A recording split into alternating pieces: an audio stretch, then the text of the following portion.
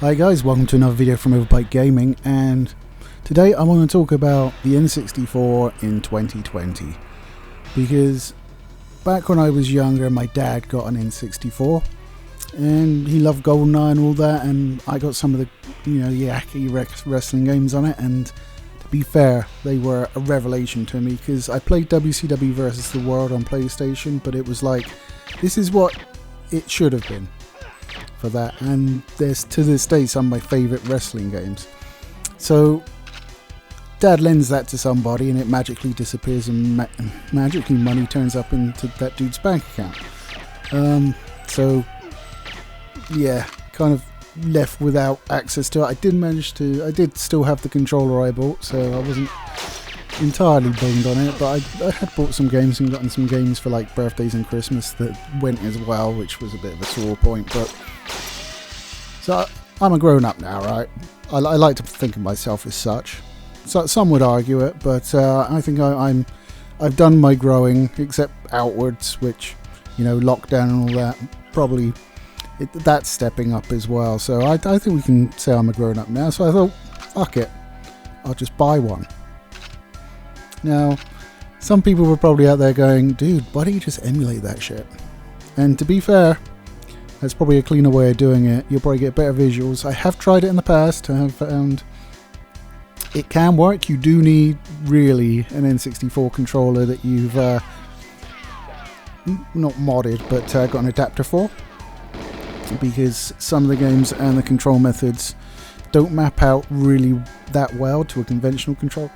Excuse me, a conventional controller, and of course there's still like graphical glitches and stuff like that. But what I was really after was just reaching back to my heyday of like playing WCW versus NWO Revenge and stuff like that, and GoldenEye, because I enjoyed GoldenEye as well. That's probably one of my favorite console shooters ever, just because the aiming system on it is just so well tuned for the N64. It's ridiculous.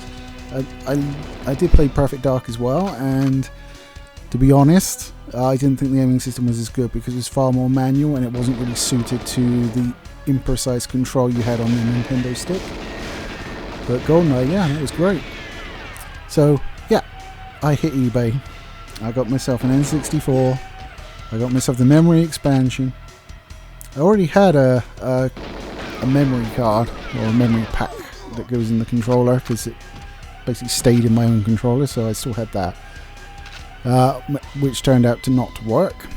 So I bought another one, which also didn't work. So I've got a third one on order now. Because a couple of the games I bought, which was I think WCW NWO World Tour, that requires a memory pack to save your progress, so I can't unlock any of these sort of wrestlers in it that you have to go through the leagues to unlock. And I think Hybrid Heaven requires one as well, which is a game that I've never played before but looked kind of interesting in the sort of the real-time RPG combat that goes on in it. But I haven't played very much of it because I can't save progress, and I'm not sort of starting off with an RPG that I can't save progress in. That's a bit nuts. So I'm waiting for hopefully the new and functional card to come through. So I've got about 10 games in total, and running it is not the easiest thing in the world, because I have a Samsung TV and I have my Acer monitor, and neither have composite or S-video inputs, which means I'm going to have to convert. So I got one converter, which is like a cable, so the converter is actually in the cable, so you just plug it in there, and it's horrible. It's overexposed, it's bright, the colors are messed up, and it's really blurry. So I dug out my old one that I used to use for PS2 conversion. It's a little bit better. It's still really blurry. The colors aren't quite as washed out and bright, but it's still pretty bad.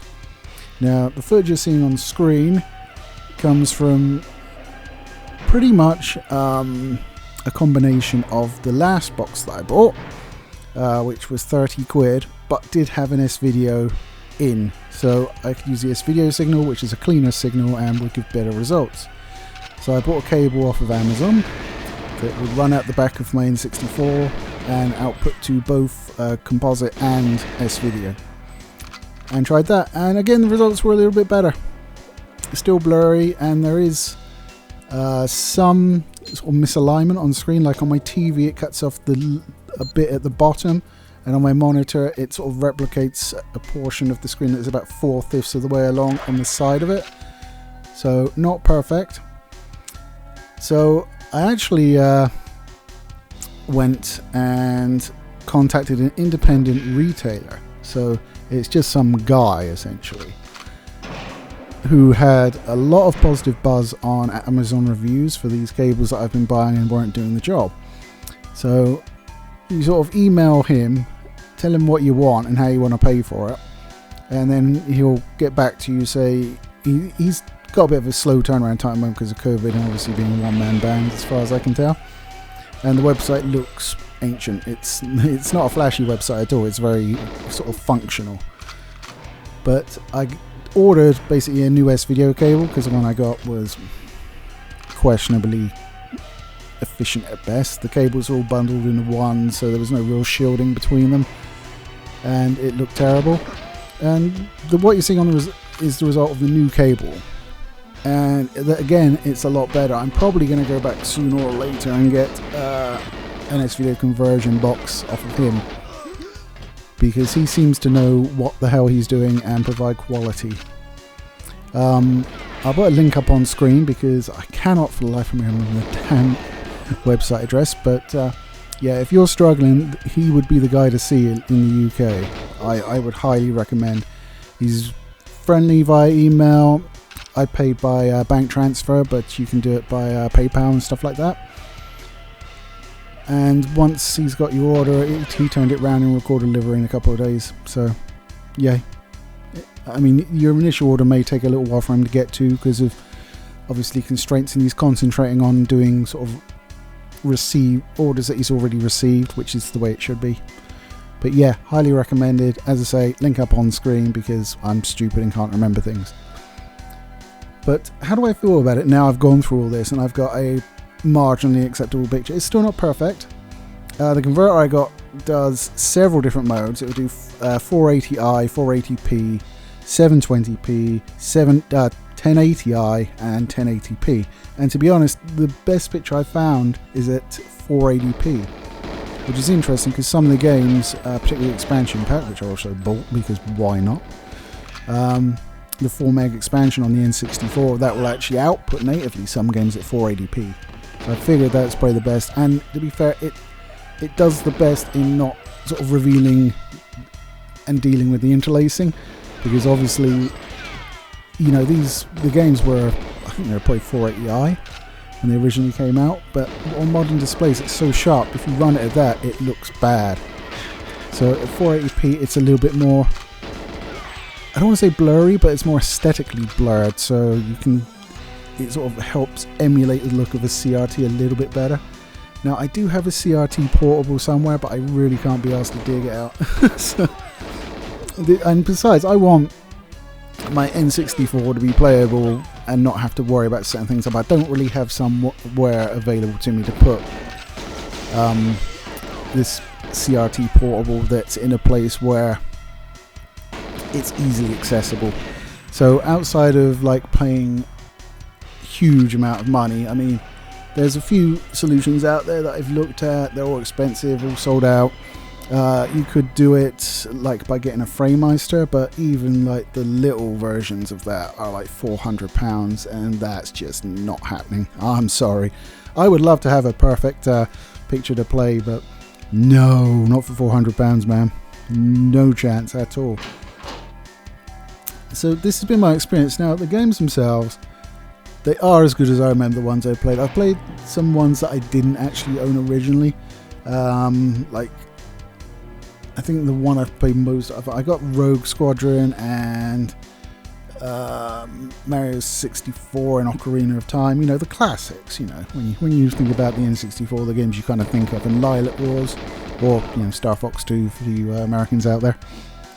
And to be fair, the ones I'm playing, I'm having a blast with if I've played them before. The ones that I haven't played before, I'm a lot more ambivalent about. I would like to get some of the other stuff on there, like probably Perfect Dark eventually, because that can make use. Well, it has to make use of the 4 mega expansion. But I mean, some of the games on there, like Paper Mario, I'd like to get, but it's really expensive to get hold of. And also, they've got a port of Resident Evil 2 on there.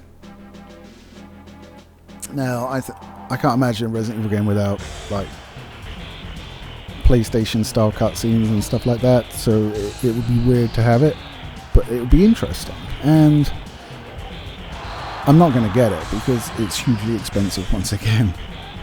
It's coming back to, like, I really want to get Silent Hill Shattered Memories, but on the PlayStation 2 it's like the cheapest you'll find it for is like 70 quid, and that's the low end.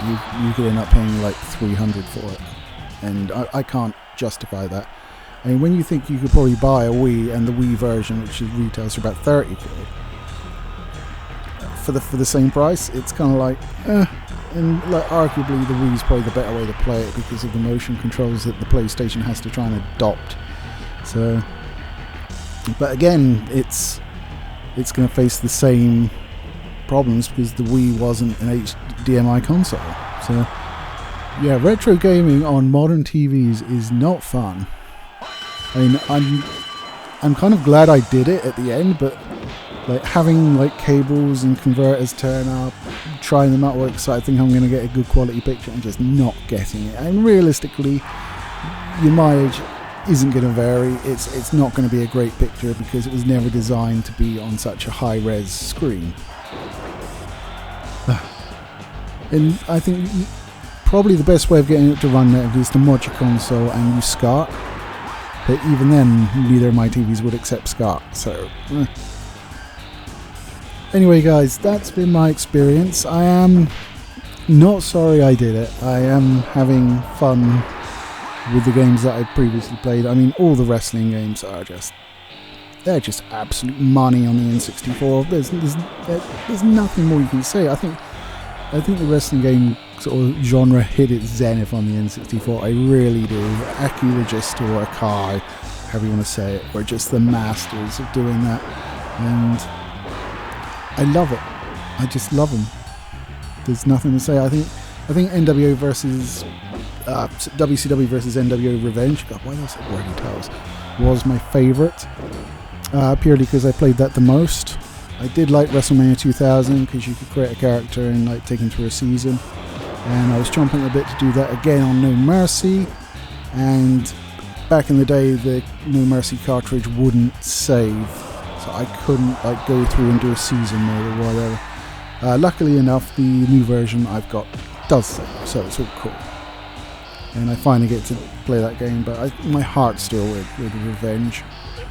I spent many a Friday night just playing that game and got reasonably good. I won't toot my horn too much, but I got reasonably good. I am thinking about doing a retrospective of the Aki games, so sort of versus the world all the way through No Mercy, and just pick it apart like that. But you know, if you don't want to wait for that, I would advise you go and watch 616. Ian over there did a fantastic retrospective on, I think, both WCW and WWF games, so, which includes the N64 and all of the games released. I think he stopped at like PlayStation 3. I could be wrong. He didn't do like all of the SmackDown vs. Raws or the newer stuff like the 2K games, which I still buy even though they're generally terrible, just because I'm stupid. 20 was possibly the worst one. Yeah, it's awful. The graphics look PS3 era, and I'm running on a powerful PC with all the options knocked up, and it still looks terrible. But you know, these things happen, don't they? Yeah, they do. That's a shame. No. So guys, anyway, let me tell you. No, I don't want to tell you anything because I've shared enough. Thank you. I want you guys to tell me. Tell me about your experiences retro gaming. with current tech. Have I missed something incredibly obvious? You know, is there like a little tiny bit of kit that's available everywhere that just goes bloop and works and gives you a crystal picture? I doubt it. I seriously doubt it. But yeah, let me know. Let me know how you get on running your old consoles. I mean, I do emulate the PS2. Generally, I just use it for disc emulation because I've got the games. I just don't have a PS2 anymore because it bust. So, and I do upscale that, and it does look nice. To be fair, it does look nice. It has some weird ghosting on it, but outside of that, the textures of the actual in-game stuff looks pretty good. So maybe I should have given the N64 emulation a chance, but man, I just love the chunky cartridges. They're great.